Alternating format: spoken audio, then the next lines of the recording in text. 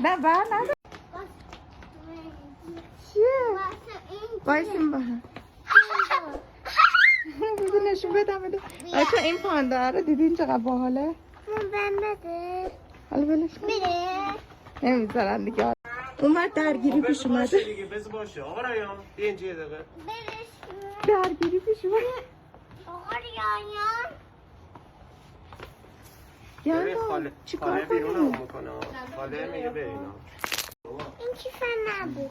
کیف تو بود؟ بله صاف شدی نه؟ این کیف هم بچه ببینید خیلی باحاله. کلی کیف هست اینجا. ترسید از گندم. ترسید. ترسید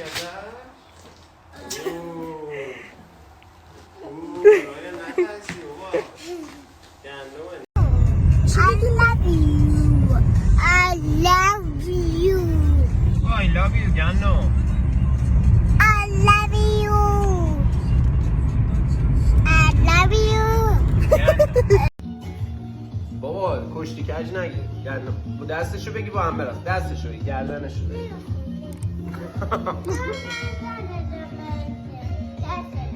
دستشو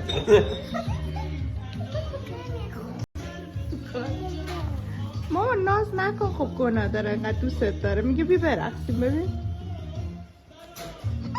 عزیزم. نه بی بغل خودم همه. بی بغل خودم.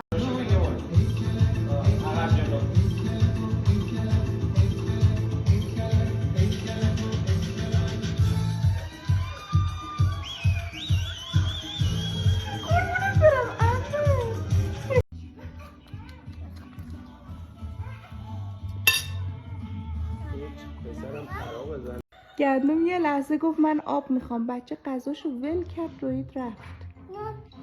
بفهم. بیا. بفهم.